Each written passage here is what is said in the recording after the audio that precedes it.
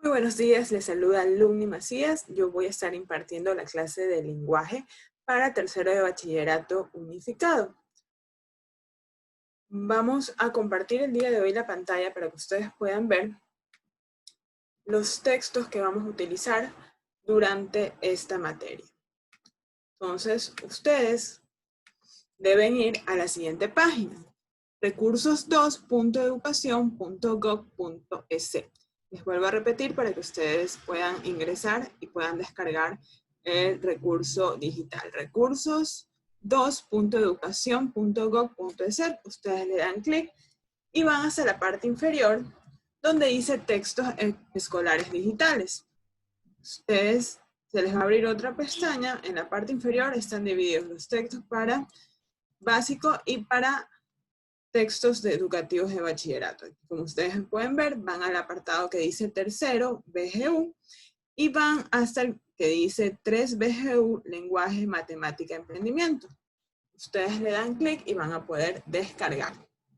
O sea, vamos a esperar un ratito hasta que se descargue el documento. El día de hoy vamos a iniciar con la primera unidad, pero quería también comentarles que hay como que una unidad 0 de repaso, que ustedes pueden hacerlo en su casa. Hay unas lecturas muy interesantes que les pueden dar mucho aporte a ustedes al momento de iniciar con el estudio de este libro. Así que les recomiendo que puedan, una, hacer las lecturas y dos, puedan hacer las actividades que están ahí recomendadas. Esto les va a servir como base o para tal vez recordar ciertos conceptos que tenemos ahí un poquito olvidados. Es importante que ustedes los pongan nuevamente ahí en su cabeza, que estén súper frescos, y de ahí ya poder arrancar con lo que vamos a ver realmente el día de hoy. El día de hoy vamos a ver lo que es la poesía del siglo XIX. Y esto de la poesía del siglo XIX, vamos a citar algunos autores que representaron mucho en lo que es la literatura ecuatoriana y que son como que nuestros principales referentes en relación a ese tema. Bueno, es un poquito demorado el libro, no sé qué pasó, pero bueno, esperemos a que se pueda descargar para ya poder ejecutar. Ahí está el libro. Entonces bajamos hasta la primera unidad. Bajamos. Esa es la unidad 0 que les estaba comentando. Y aquí ya vamos a ver nuestra unidad. Aquí está. Poesía del siglo XX, aquí nos da como que los principales temas a ver, como les comenté. Vamos a ver ciertos autores relacionados justamente a esta poesía y cómo era su composición. Vamos a ver criterios para valorar el propósito comunicativo que tenemos que tener en consideración. También la estructura de un texto argumentativo. Vamos a ver los valores de los contenidos y también vamos a ver cómo se ha transformado actualmente lo que es la escritura ya en un ámbito digital. Entonces vamos a iniciar con el siglo XIX y la poesía. ¿Por qué es tan importante tomar este tema? Porque fueron como que los inicios de nuestra historia. Aquí, justamente en este siglo es cuando comenzaron las revoluciones, cuando comenzaron las independencias, y la primera que citamos aquí es la del 10 de agosto de 1809, que fue en Quito, fue la independencia de Quito justamente en relación al yugo español. Entonces desde ahí nosotros ya comenzamos a tener cierta influencia que ya teníamos de los españoles relacionados a lo que era la escritura y la literatura. Entonces, basado en esas premisas, ciertos escritores ya comenzaron a tener auge, ya comenzaron a hacer publicaciones. Entonces, a partir de ahí tenemos nuestro primer representante, que es José Joaquín de Olmedo. Él fue una figura muy importante, no solamente en el ámbito literario. Él estuvo justamente en la época colonial. Él es denominado criollo. ¿Por qué? Porque su padre era español y su mamá era ecuatoriana. Entonces de ahí nacían los criollos. Entonces, en su condición, lo llevó a ser parte de las revoluciones. Él incluso es considerado un prócer de Guayaquil, porque estuvo en la independencia de Guayaquil en la fecha del 9 de octubre de 1820. Incluso quedó encargado de Guayaquil un tiempo, pero tal era su patriotismo que incluso pudo acompañar a Bolívar en la batalla de Junín. Esto fue en 1824, y en base a esa experiencia que tuvo, incluso le pudo escribir un poema de admiración de lo que él pudo ver durante esa época. ¿Qué más hizo este representante? Él también fue vicepresidente del Ecuador, cuando recién Ecuador se independizó totalmente de lo que es la Gran Colombia. Entonces, si vemos, hay algunas cosas representativas en relación a él, pero el día de hoy nos vamos a enfocar justamente en lo que es su literatura. Su literatura es muy enriquecida porque él pertenece a este género de neoclásico, en el cual se narran historias utilizando un poco como la épica, pero también él utiliza ciertos recursos diferentes, como el paralelismo. Entonces, aquí nosotros en nuestro texto podemos ver que él escribió La victoria de Junín, y hay un pequeño extracto sobre lo que se vivió en esa época mediante esta prosa que él hace. Entonces dice: el trueno horreando que en fragor revienta, y sordo retumbaban se dilata por la inflamada esfera, al Dios anuncia que en el cielo impera, y el rayo que en Junín rompe y ahuyenta la hispana muchedumbre, que más feroz que nunca amanezaba. A sangre y fuego eterna subidumbre y el canto de victoria. Entonces, si nosotros vemos, él aquí está haciendo un relato de lo que él vio, pero de una forma un poco poética, de una forma narrativa, de una forma diferente. Dice que el poema que aquí se presenta tiene alrededor de 907 versos que él pudo escribir, dando los hechos históricos fundamentales en relación de justamente esta batalla que hubo en Junín. Entonces, nosotros aquí vemos cómo él expresa mediante versos este hecho histórico, y por eso es muy enriquecedor justamente eso. Ahorita vamos a hablar un poco de los personajes y más o menos cuál es su composición literaria, pero ya mismo vamos a ver cómo se diferencia. Entonces aquí vemos que primero él era un poeta que tenía una tendencia un poco diferente. Hablaba así en versos, en prosas, y narraba. Vamos a ver el segundo ejemplo, que es Dolores Ventimilla de Galindo. Esta era una poetisa que ella adoptó una técnica llamada el romanticismo. Esto venía de Europa. Ya justamente cuando ella lo adoptó, ya en Europa ya había pasado esa ola, ya estaban como que un poquito de bajada. ¿Y qué pasa aquí? El romanticismo no es simplemente hablar de amor. El romanticismo era una forma de expresión que se utilizaba por medios de un género denominado versos, en el cual había mucha rima. Aquí lo que predominaba era que mientras tú escribías, no utilizabas párrafos, sino que más bien utilizabas estrofas, y estas estrofas todas iban a tener un mismo número de sílabas y iban a tener un ritmo entre ellas. Cuando recién surgió este tema del romanticismo en Europa, no se hablaba tanto de amor, se hablaba más de la narración, así mismo como vimos en el caso del poema de Bolívar, era justamente esos hechos que se narraban pero con ritmo, sino que la gente ya con el tema de que sonaba bonito y todo lo demás comenzaron a adoptarlo ya justamente en la parte de amor. Y vamos a ver las características que tiene este género romántico, este género que se denomina romanticismo. Dice: aquí predomina el sentimiento frente a la razón, postura contraria a la ilustración. Vamos a ver el texto que ella escribió, un fragmento de uno de sus poemas, y vamos a ver que realmente aquí se contradice un poquito, pero aquí lo que predominaba justamente era el sentimiento. Cuando alguien escribía en romanticismo, predominaba el sentimiento y tú podías sentirlo mientras lo leías. ¿Qué más hay? El racionalismo no basta para explicar a la naturaleza y al individuo. Una vez más, la razón no va, o sea, predomina nuevamente el sentimiento. ¿Qué más dice? Se concibe al mundo como un organismo viviente, en constante cambio. Por tanto, el cambio es un valor positivo. Eso también remarca mucho, remarca el tema del cambio, remarca el tema de cómo se va evolucionando. Y es justamente eso lo que quiere representar. Este es el principal poema que ella escribió, se llama Quejas. Aquí hay un extracto, ustedes pueden leerlo completo. Si ustedes lo buscan en cualquier motor de búsqueda, van a encontrarlo completo. Y les voy a leer un poquito. Dice, llamarle pude al sol de la existencia. Se abría apenas soñadora el alma. Perdió mi pobre corazón su calma desde el fatal instante en que le hallé. Sus palabras sonaron en mi oído como música blanda y deliciosa.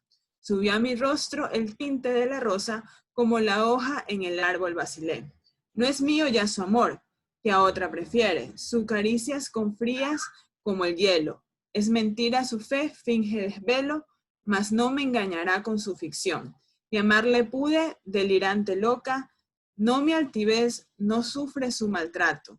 Y si al olvido no alcanzas al ingrato, te arrancaré del pecho corazón. Entonces aquí nosotros podemos ver que al principio ella describe su ilusión, describe que hay alguien ahí que ella quiere, que la hace sonrojar, pero después eso cambia porque se da cuenta que le ha sido infiel, que está con otra persona y que ya esto le causa desvelo, le causa aflicción y que prefiere mil veces olvidarlo y arrancarlo de su corazón. Entonces, y todo esto rima, pues, ¿no? Tú vas leyendo y sientes como que estás cantando. Y justamente esa es una de las principales características que tiene este género. Yo les voy a compartir, para entender un poquito más, tanto del género de prosa como de verso, unas diapositivas que preparé para poder entender un poquito más y diferenciarlos. Entonces vamos a dejar de compartir el libro y voy a compartir ahora lo que es mi presentación.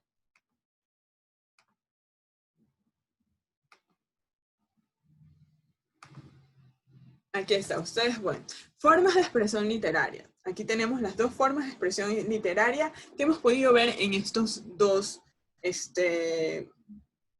poemas. Primero la prosa, dice forma habitual de escribir, o sea, se escribe como siempre. Oración, punto, conector, pare de contar. Dice, se escribe usando todo el reglón. Los enunciados aparecen de forma continua. Se emplean párrafos, es decir, la unión de oraciones. Aquí tú puedes escribir las oraciones y vas creando párrafos y vas sumando. ¿Qué más tiene? Dice, las oraciones no tienen el mismo número de sílabas y se destruyen en párrafos. Nuevamente, aquí no hay una regla. Aquí no existe esta precisión que existe en el verso, que ya vamos a ver sus características y por qué son diferentes. No, y dice, no posee un ritmo especial. Tú vas leyendo y tú le puedes dar la connotación que tú quieras. No hay como que ese cantadito que yo les explicaba, al contrario del verso. Ahora sí vamos a ver qué es el verso. Dice, forma especial de expresarse. Aquí uno se expresa.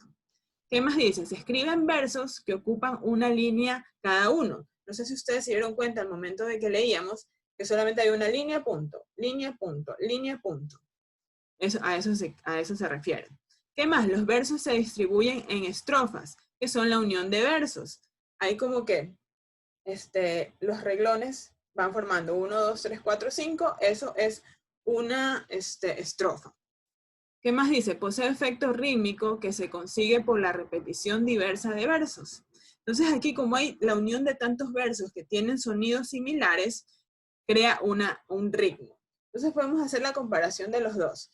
Vimos justamente lo que escribió José Joaquín de Olmedo, La Victoria de Junín, y si nosotros lo leemos, lo volvemos a leer, vamos a ver la diferencia. Dice, el trueno horreando que en fragor revienta. Y sordo retumbando se dilata por la inflamada esfera. Al Dios anuncia que el cielo impera. O sea, aquí de casualidad por ahí como que algo sonó medio con ritmo. Pero en sí no tiene eso. Si nosotros nos ponemos a ver las sílabas no son iguales en ninguna de estas. Incluso si lo vemos así, vemos que hay unos que son, unas líneas que son más pequeñas y unas más largas, más pequeñas y más largas, a contrario de lo que es el verso. Y para el verso tenemos como ejemplo Quejas, el poema de Ventimiglia. Aquí hay algo muy importante que quería comentarles, perdón, relacionado a esta forma de usar versos. Aquí se utiliza mucho el conteo de las sílabas o el metraje de las sílabas, que es algo que lo diferencia de otro tipo de textos. Aquí se utiliza la cuenta de las sináfelas. ¿Y a qué se refiere esto? Bueno, si ustedes ven aquí en el texto, están divididos. Las sinálefas son versos, bueno, no son versos, son la unión de las vocales, que tienen como que un sonido y forman una sola sílaba al momento de que hacemos el metraje. Si vamos al primer ejemplo aquí, donde yo estoy señalando, dice ya, mar, le, u, y aquí vienen dos que se comienzan a unir, que vendrían a ser estas dos, de la. De la se cuenta como una sola sílaba porque se unen las vocales de la existencia, la ex. Es como que la existencia, la existencia. Entonces por eso se cuenta como una sola. Por eso es importante que cuando nosotros veamos este tipo de género romántico, veamos si realmente se está utilizando el metraje, o sea, que el ritmo vaya justamente por eso. Y coincide que en casi todas las líneas hay 11 sílabas y ustedes las pueden ir contando. Ahí les dejo para que puedan hacer el captura de la pantalla y puedan ver y ustedes también puedan ampliar esta información un poquito más. ¿Qué más tenemos sobre la poesía del siglo XIX? Tenemos otro representante, aquí también va otro del romanticismo y este es Numa Pompilio Lona. No sé si ustedes han ido a Las Peñas y justamente en la callecita que es como Roquitas tiene su nombre. Él fue un importante poeta, una persona muy culta en ese tiempo. Tenía, perdón, déjenme volver a compartirles la pantalla porque creo que no la estaba compartiendo. Aquí está, como les estaba diciendo. Es un poeta muy culto. Él pertenecía a una clase alta en esa época. Pudo viajar a diferentes países y gracias a eso él tuvo contacto directo con los principales expositores del romanticismo de esa época en Europa, como Víctor Hugo, como Mazzoni, como Leopardi, entre otros. Entonces, gracias a eso, él pudo adaptar esta técnica a justamente su escritura. Fue también el primer rector que tuvo la Universidad de Guayaquil y fue reconocido como uno de los poetas de exquisita sensibilidad en el país. Él escribió este poema, que es el principal para él, que es La bandera del Ecuador.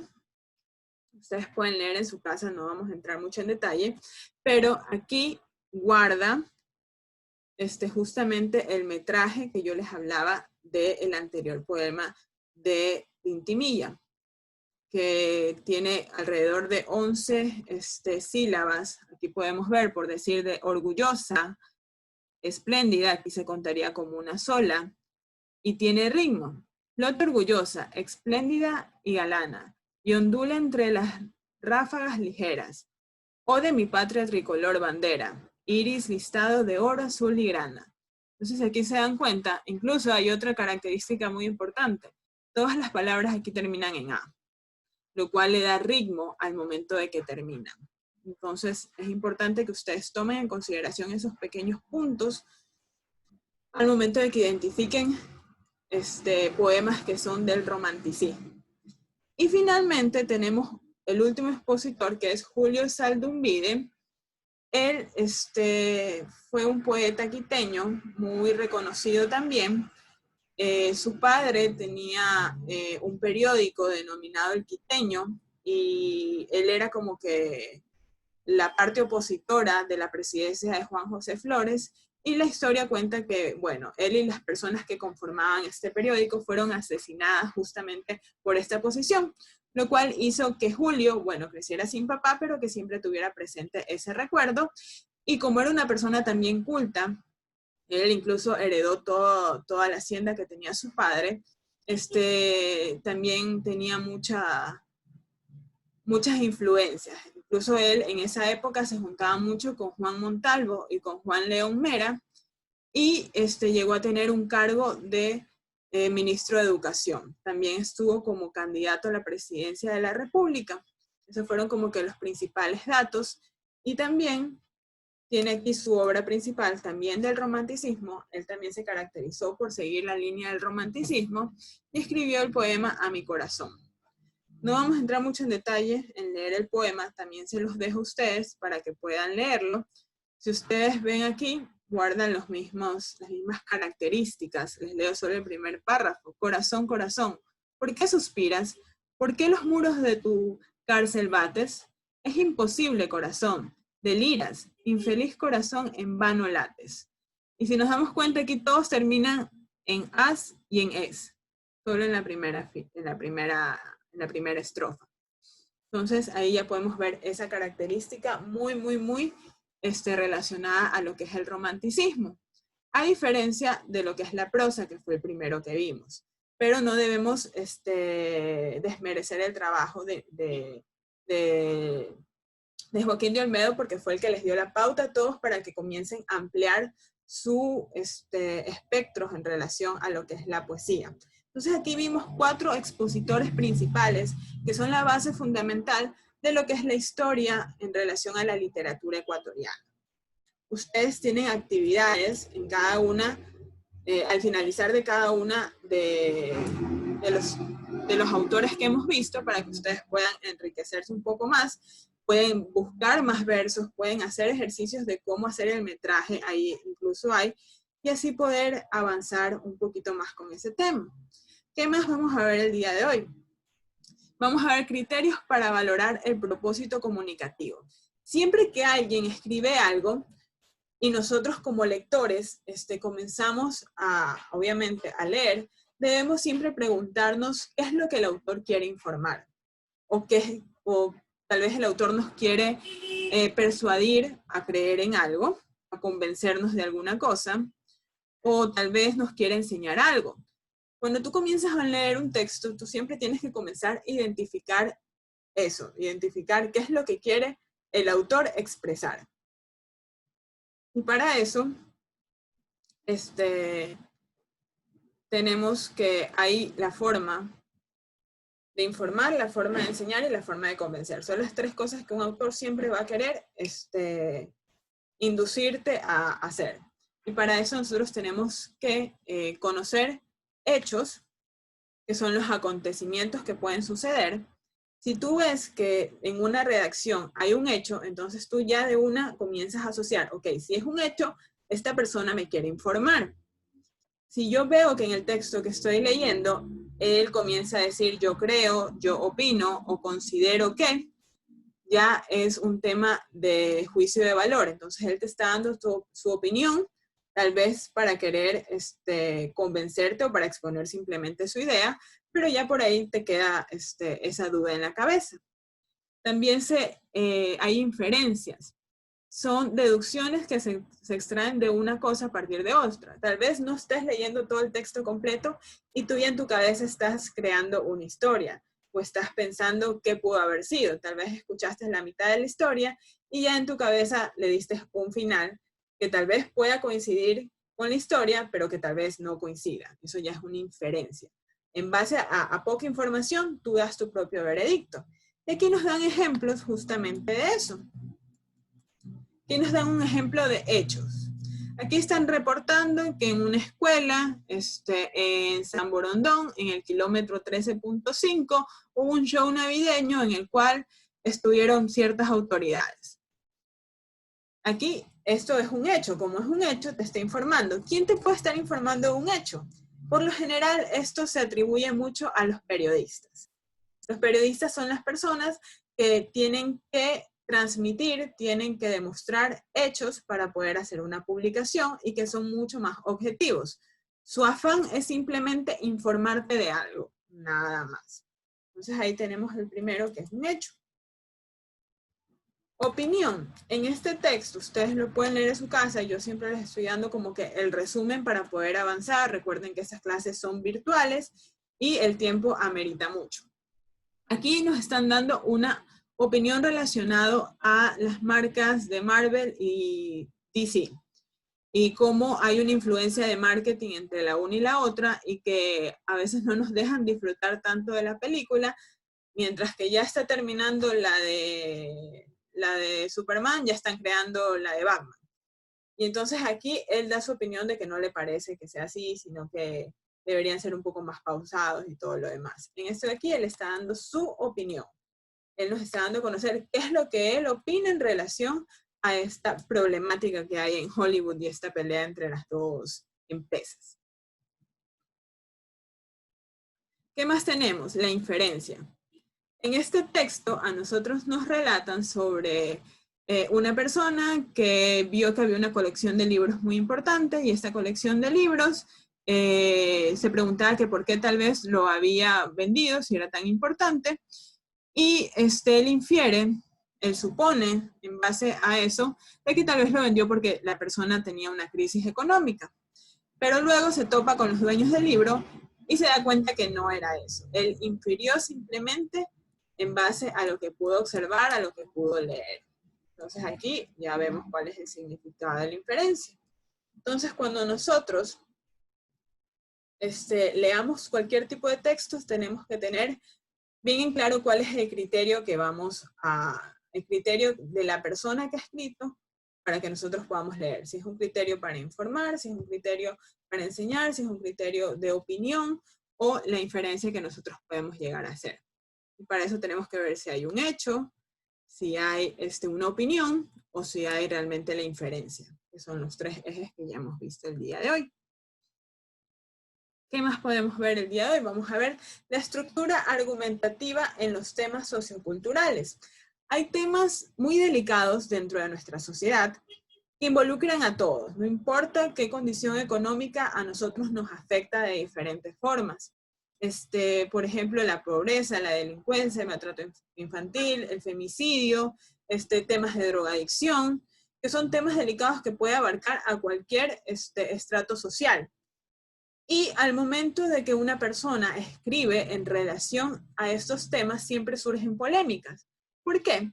Porque si tú vas a escribir un texto relacionado a el maltrato infantil y las leyes que hay actualmente, ciertas personas te van a decir, ya hay suficientes leyes. Otras te van a decir, no, faltan y deberían ser mucho más estrictas. Entonces ahí viene el tema de la argumentación.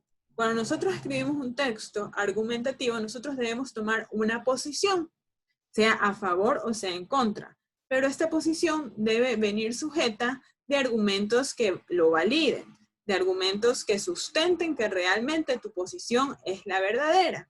Entonces vamos a ver qué es lo que necesitamos conocer sobre esta estructura de textos argumentativos. Primero, la tesis. La tesis es una postura, una idea que se expresa como una afirmación o como una negación. Son ejemplos de la tesis lo siguiente. Aquí te dan algunos ejemplos y vamos a citar solamente uno. Dice, el endeudamiento público debería ser consultado en las urnas del pueblo. Entonces aquí habla de un tema de administración pública. Que el endeudamiento que existe actualmente en el país, que estamos endeudados con los chinos, con el Fondo Monetario, esto debería ser consultado con el pueblo, es decir, con nosotros. Esa es la tesis, esa es la idea que va a defender esta persona. Pero acompañado de la tesis, una vez que tú ya tienes definida cuál es la idea que necesitas sustentar en este caso o argumentar, debe estar acompañado de hechos y de datos. ¿Qué es un hecho? Un hecho es un hecho es algo que respalda, es algo que pasa y que es necesario tocar. Por decirle, si estábamos hablando de la deuda que tiene el país, ¿qué vendría a ser un hecho? Que la economía actualmente está en crisis, es un hecho. Es algo que ya está comprobado y que no hay suficiente dinero para poder hacer estos pagos y al mismo tiempo mantener todo el gasto público que hay. Esos son hechos. Aquí nos da otro ejemplo. La tesis, la contaminación daña la salud, puede ser apoyada con el hecho de que las ciudades contaminadas han aumentado las enfermedades respiratorias. Entonces es algo que se está comprobando. Ok, hay una problemática de contaminación en el medio ambiente que se está viendo repercutida porque hay mucha gente que tiene problemas respiratorios. ¿Qué más? Los datos. Los datos aquí, a mí me gusta hablar mucho de estadística. ¿Por qué? Porque tiene que estar apoyado por números. Tiene que estar apoyado por un estudio, por un dato que sea verificado. Y aquí es cuando se utilizan los estudios, por decirles, en nuestro caso, en nuestro país tenemos el Instituto de Estadísticas, el INEC, que nos da los datos que podemos sustentar cualquier tipo de trabajo. Aquí nos da un ejemplo. Existe una relación entre el aumento de la concentración de partículas contaminantes y el número de enfermedades respiratorias y muertes, es apoyada con los siguientes datos. Cada vez que la concentración de partículas aumenta en 10 microorganismos por metro cúbico de aire, el número de muertes por ataques cardíacos aumenta en un 1,8%. Y los casos de enfermedades respiratorias como la bronquitis en un 4,3%. Los casos de ataques de asma se elevan a un 3,7%. Entonces nos está dando tres datos que afirman justamente que hay problemas en la contaminación y que el hecho de que las enfermedades respiratorias están realmente comenzando a aumentar en base a esto. Entonces ahí ya nosotros hemos podido argumentar. Primero, determinando la tesis. Segundo, viendo cuáles son los hechos y cuáles son los datos. Pero hay un dato muy importante que debemos aquí también comentar y es el argumento. Una vez que uno ya tiene los datos, ya tiene los hechos, ya uno puede comenzar a argumentar. ¿Qué son estos de los argumentos? Son ideas que demuestran, sostienen o defienden la tesis. Si nosotros si nosotros hablamos de un conflicto, de que los celulares son un medio de distracción para las personas, nosotros podemos argumentar que esto se evidencia en la disminución de sus notas. Esto se evidencia en que existe mayor número de personas que tienen accidentes de tránsito por estar con el celular en la mano. Entonces ahí podemos ir argumentando de diferentes formas ese hecho para que nosotros podamos tener una idea válida frente a otras personas. ¿Por qué? Porque aquí va a venir algo muy importante. Va a venir lo que es la contraargumentación. ¿Y qué es eso de la contraargumentación? Hay personas que siempre se van a oponer a tu idea. Hay personas que no van a concebir que tu idea sea la correcta y ellos van a poner su punto de vista. Entonces nosotros tenemos que tener muy en claro qué contraargumentos pueden darnos. ¿Cuál es la salida que va a buscar las personas? Por decirles, si tratamos un tema de eutanasia, que es un tema complicado, si en el caso que no sepan qué es eutanasia, es el permiso voluntario para someterse a un tratamiento para fallecer. Esto por lo general se dan en personas que han sufrido accidentes y que quedan cuatriplégicos y no pueden moverse y ya no tienen ganas de vivir. Si hay una ley que aprueba este tipo de problemáticas, se pueden abrir muchas puertas. Esa es mi postura para comenzar es que estoy en contra. ¿Por qué? Porque esto puede abrir muchas puertas para que otros tipos de casos sean considerados como eutanasia. Entonces, yo tengo que siempre ver qué es lo que otra persona va a decir. Me va a decir, ok, sí, pero hay sufrimiento. Sí, hay sufrimiento, pero también hay personas que tienen penas de muerte, que ya quieren morir y pueden aplicar a la eutanasia. Ahí yo estoy ya contradiciendo. Ahí estoy contraargumentando este texto que a mí me van a decir. Y aquí hay una imagen que me llamó mucho la atención. Esta es de Kino. Y salen dos posturas. Aquí vemos una persona que ha de estar escuchando a alguien. Acá está el otro que está escuchando. Entonces tenemos dos argumentos. Tal vez los de aquí escucharon una cosa, los de acá escucharon otra, pero hubo una persona que escuchó las dos.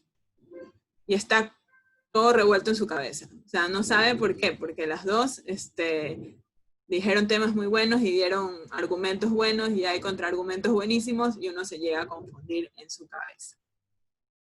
Entonces ahí también ustedes tienen otra actividad que pueden realizar para que puedan practicar esto de lo que es la argumentación. Ahora vamos a ver en comunicación oral, valorar el contenido implícito de un texto oral a partir del análisis connotativo del discurso. Y esto suena así súper redundante y súper complicado, pero no. Vamos a simplificarlo. Hay dos tipos de significados. Hay un significado literal y hay un significado contextual. El literal es lo que es. O sea, el literal es algo que ya está dentro de nuestro sistema, ya está tal vez en un diccionario, ya está establecido. El contextual es algo que es un poquito más amplio. Y vamos a verlo por medio de un ejemplo. Vamos a leer lo que es la denotación. El significado es el significado literal de una palabra o frase. Por decirles, si yo les digo, ese chico es pelado. La denotación literal de que es pelado es que es calvo. No tiene pelo en la cabeza. Para nosotros es pelado. ¿Ya? Y la denotación, que vamos a ver qué es el significado de lo que los hablantes crean en sus enunciados y que solo se entiende en un determinado contexto. Si yo hablo con ustedes, que están todavía en el colegio, y digo, mira ese pelado, ustedes no van a pensar en la persona calva, ustedes van a pensar en un chico de su misma edad. Ahí viene la connotación. No sé si me hago entender. Vamos a ver otro ejemplo para que puedan ustedes entender estas dos. A ver, vamos. Por ejemplo, si digo, yo no tengo dinero, la denotación es precisamente esa. No hay dinero, o sea, no tengo dinero, no hay dinero. Pero si al pedido de un amigo le hago el préstamo de mucho dinero, respondo, yo no soy un banco. Eso ya es como que la juerga de nosotros. Si alguien te viene a pedir dinero y es muchísimo dinero, te van a contestar eso, yo no soy tu banco. Es más o menos cuando tú le prestas dinero a tu mamá y tu mamá te dice que crees que soy cajero. Más o menos así. La denotación es, yo no tengo dinero, que es algo literal, no tengo dinero, y la connotación vendría a ser justamente eso, que no soy cajero, o yo no soy banco, y ya viene a ser como que un poquito en juerga de nosotros. ¿Qué otro más hay? Juan, entonces salté del edificio, unos 20 metros de altura, y caí en la terraza de la casa de otro al lado de la vereda. José le responde, y ahora cuéntame una de vaqueros. Aquí hay un significado connotativo. O sea, el amigo le está contando algo literal, que es notativo, que se lanzó de una terraza y todo lo demás, y el otro le contesta con algo connotativo, que ya viene a ser un poco del contexto. Entonces, eso es muy importante que tengamos en consideración cuando tenemos un contenido implícito en un texto oral o a partir de un análisis connotativo del discurso. ¿Por qué? Porque cuando nosotros leemos, puede que encontremos cosas muy literales y cosas muy salidas de contexto. Entonces, nosotros tenemos que saber cuándo vamos a identificar si hay denotación o si hay connotación.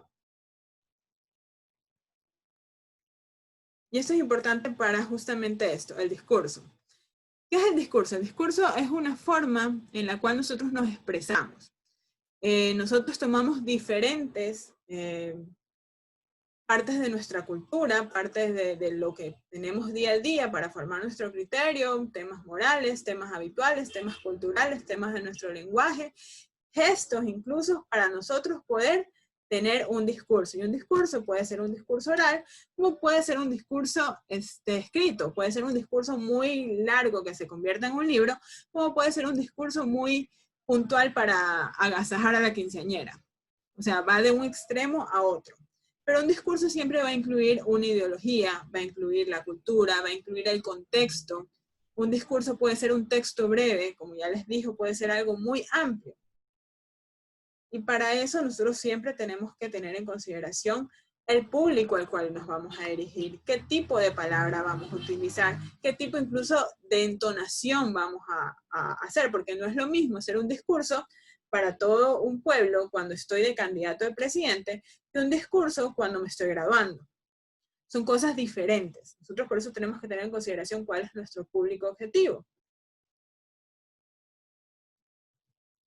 Y aquí vamos a ver el análisis connotativo del discurso. El análisis connotativo del discurso plantea descubrir la intención, las ideas, los argumentos que guarda un texto oral. Para ello necesitamos saber primero el contexto.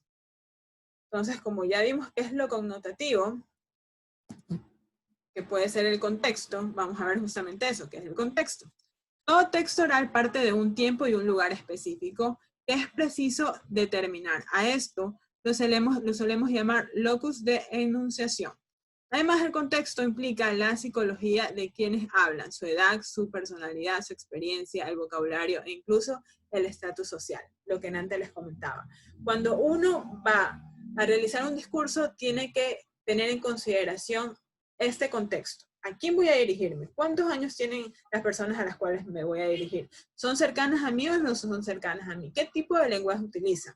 ¿Les gustan los chistes o son personas mucho más serias? Todo eso va en el contexto para nosotros poder crearlo. ¿Qué más? El asunto, por ejemplo, en un texto oral sobre la migración, habrá noticias, libros, testimonios, personas, etc. Para analizar este discurso, nos detendremos a conocer todo el fenómeno. ¿Cuántas personas van a Europa y Estados Unidos? ¿De dónde son? ¿En qué condiciones viajan? ¿Para qué? Es importante comprobar mediante fuentes todas las afirmaciones. Cuando nosotros vamos a realizar el discurso, luego que sabemos el contexto, tenemos que conocer la problemática del discurso. Tenemos que ir a fuentes de información que nos ayuden a nosotros a construirlo. Yo les tengo un pequeño ejemplo sobre un discurso. Déjenme dejarles de compartir la pantalla un momento para poder abrir el ejemplo que les traje sobre el tema del discurso. Aquí está.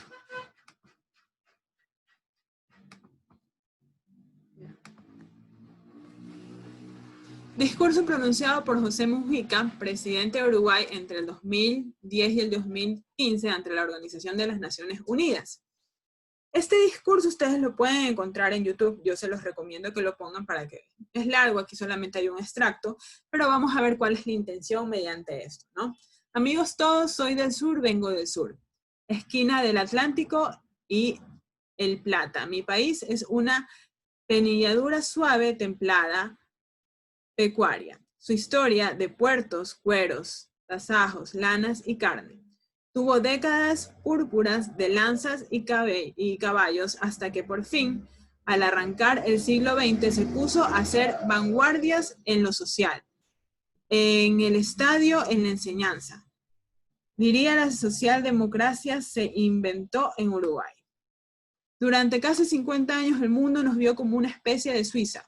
En realidad, en lo económico, fuimos hijuelos bastardos del Imperio Británico, y cuando éste sucumbió, vivimos las amargas miles de términos de intercambio funestos, y quedamos estancados añorando el pasado. Casi 50 años recordando Maracaná, nuestra hazaña deportiva. Hoy hemos resurgido en este mundo globalizado, tal vez aprendiendo de nuestro dolor.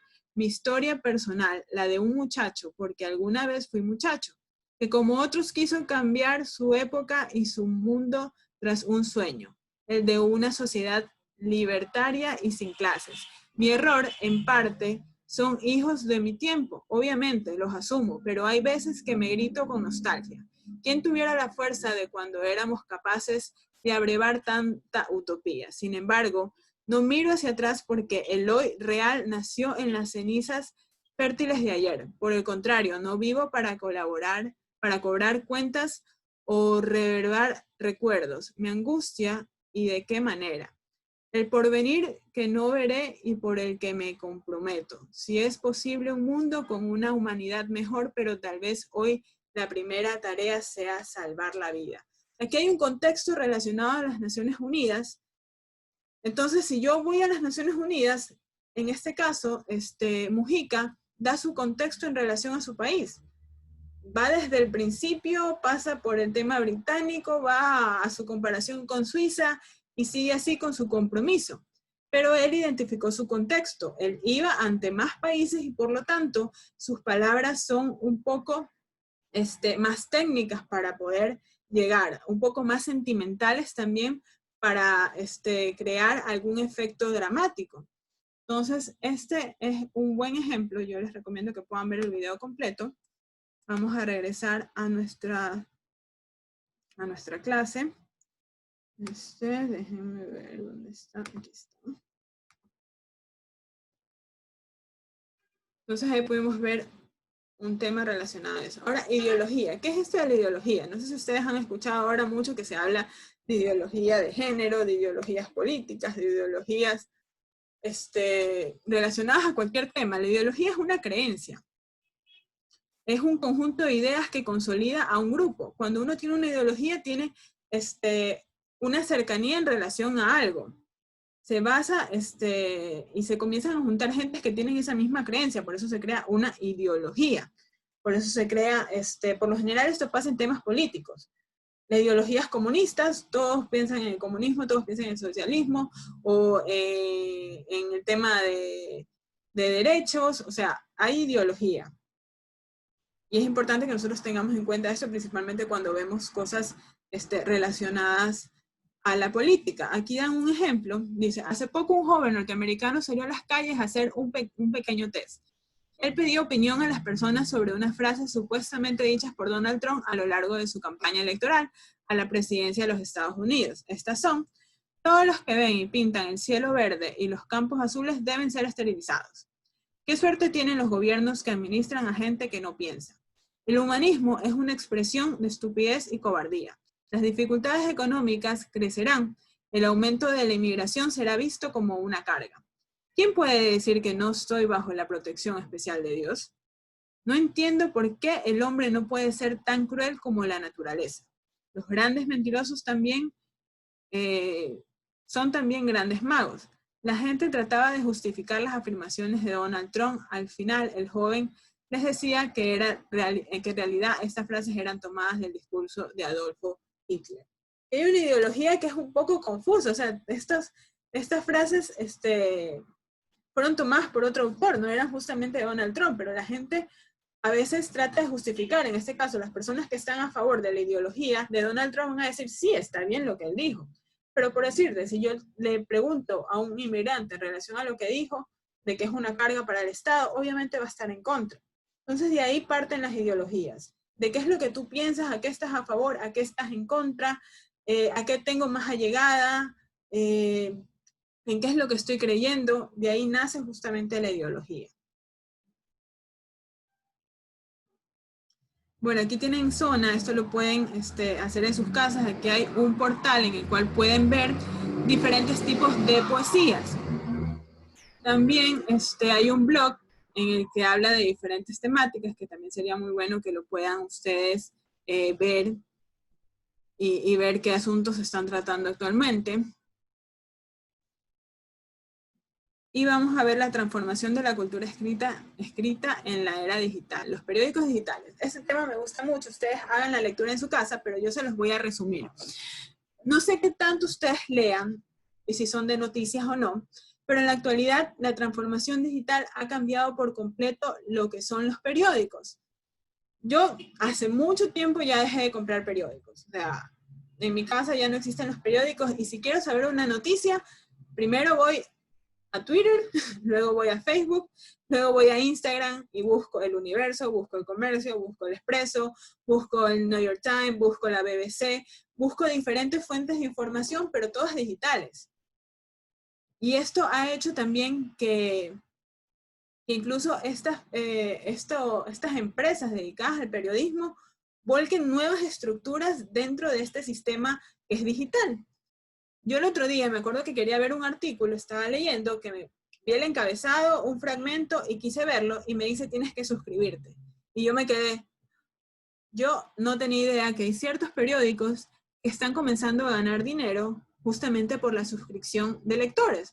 Es más o menos como que me venden el periódico en la esquina, ahora me lo están vendiendo en las plataformas digitales. Y es justamente hacia eso a lo que vamos. Nuestra cultura está cambiando, chicos. Nuestra cultura está ahorita totalmente volcada a lo digital, y lo podemos comprobar el día de hoy. El día de hoy ustedes están recibiendo sus clases por medio de una pantalla. Entonces la escritura va a volcarse allá también. todos los trabajos van a ser enviados por correos electrónicos, van a ser subidos a plataformas. Y así como los periódicos se están montando en esta ola digital, nosotros también debemos hacerlo, es más, nos están obligando a hacerlo.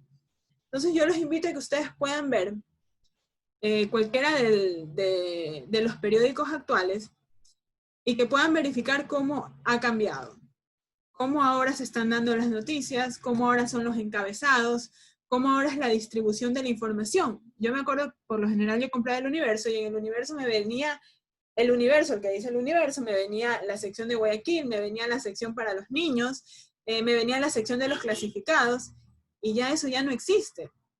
Acá está distribuido de otra forma diferente, y es lo bueno de esta nueva cultura, que la información está a la mano. Pero vamos a ver el tema de por qué es bueno, o tal vez por qué a veces no es tan bueno. Bueno, la transformación, el hecho de que los periódicos ahora puedan consultarse de forma digital, ha provocado algunas transformaciones a nuestra cultura, entre las que podemos citar la abundancia de la información. Yo les ponía el ejemplo de que yo encuentro información donde yo quiera. O sea, yo me pongo a buscar, me puedo ir al Universo, me puedo ir al Comercio, me puedo ir a otros periódicos internacionales para conocer información de primera mano. ¿Qué más? La inmediatez de la información. Eso es así. O sea, yo ya veo que hay algo en tendencia en Twitter y comienzo a investigar. Y me voy de una página a otra, de una página a otra, y en menos de 5 minutos ya sé qué es lo que está pasando. ¿Qué más tenemos? Interacción con los lectores, que me parece fantástico. No sé si ustedes han visto que ahora hacen estos en vivos en Facebook, o bien canales de noticias, o también periódicos, en los cuales tú comienzas a interactuar y comienzas a poner tu opinión y comienzas a ver la opinión de las otras personas. O ves la publicación y ya haces tu comentario. Ahora último, yo quería sacar un pasaporte y ya podía comentar ahí, por favor, ayúdame con la información de cuándo ya se comienzan a habilitar los turnos para pasaportes. Entonces la conexión es totalmente rápida y tienes incluso la llegada con los propios reporteros, porque antes eso no existía. Ahora tienes la facilidad de encontrarlos en Instagram y les puedes escribir. Entonces todo eso nosotros tenemos que aprovechar. ¿Qué más hay? Búsqueda de información. Puesto que los periódicos digitales conservan sus versiones en web, accesos a ellos, esto nos permite a nosotros consultar información, no solamente de hoy, hay información, data anterior que se nos puede facilitar si queremos hacer un trabajo que nos han enviado. ¿Qué más? Hay información anexa. Por lo general, te dan el artículo y dice, si quieres más información, puedes ver en su canal de YouTube tal cosa. Entonces, incluso te dan más información de la que tú pides. Y eso a veces a ti te motiva a buscar más y buscar más. Entonces, todo esto que hemos podido ver es lo que se ha transformado digitalmente. La escritura ya no es solamente escribir el periódico, no, es el contacto con el público, es la búsqueda de la información, es la rapidez, porque eso también es la competencia. Quien llega primero, llega 2 veces y se aplica justamente al periodismo. El que lanza primero la noticia es el que va a tener mayores lectores, mayores suscriptores. Y esto incluso se llega a ver en ganancias. Entonces es importante que nosotros ya comencemos a tener esa cultura. Bueno, aquí hay ciertos retos que ustedes tienen que leer en sus casas y que los puedan hacer para que puedan practicar todo lo que hemos visto, para que puedan investigar un poquito más. Y vamos a ver el resumen de lo que hemos hecho el día de hoy. Bueno, vimos el tema relacionado, resumen. Vimos los principales autores de la poesía del siglo XIX, vimos el tema de la prosa y del verso y sus diferencias, vimos ejemplos entre Dolores de Ventimiglia y también de José Joaquín de Olmedo, vimos cómo fue la influencia del romanticismo en esa época. ¿Qué más vimos? Vimos los textos argumentativos, vimos también cómo denotar y cómo también ver el contexto de un texto para poder conocer las intenciones del escritor mediante hechos, mediante opiniones, mediante inferencias. ¿Qué más vimos? Vimos argumentos, vimos el argumento, el contraargumento, cómo fundamentarlo. ¿Qué más vimos? Vimos la estructura connotativa de un texto. Ahí es cuando hablábamos de que a veces decimos cosas literales y otras que son un poco figurativas, que son connotativas y que dependen del texto. Y vimos cómo ahora el periodismo se ha volcado totalmente a la era digital y todo está en línea. Entonces, con eso me queda decirles y dejarles más bien una pequeña tarea para que ustedes puedan hacerlo en sus casas. Déjenme compartirles la pantalla, porque es importante comenzar a... no. Un momento. Vamos a compartir. Aquí está.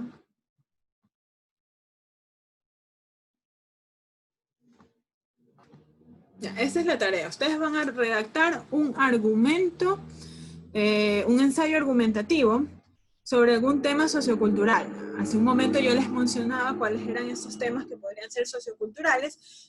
Para que ustedes puedan argumentar, deben citar a los autores. Les recomiendo que comiencen a utilizar las normas APAS para que puedan tener una mayor facilidad en el tema de lo que es citación. Ustedes más adelante van a citar muchos textos y es importante que ya se comiencen a familiarizar con esto. El texto es de máximo una carilla y bueno, nos envían por los medios que les vayan a indicar los tutores. Entonces, eso es todo por el día de hoy. Les agradezco muchísimo por tomarse el tiempo de ver estos videos. Ustedes pueden repetirlos si quieren. Si algo no les quedó claro, por favor comuníquenos. Y nos estaremos viendo en la próxima clase. Que tengan un excelente día.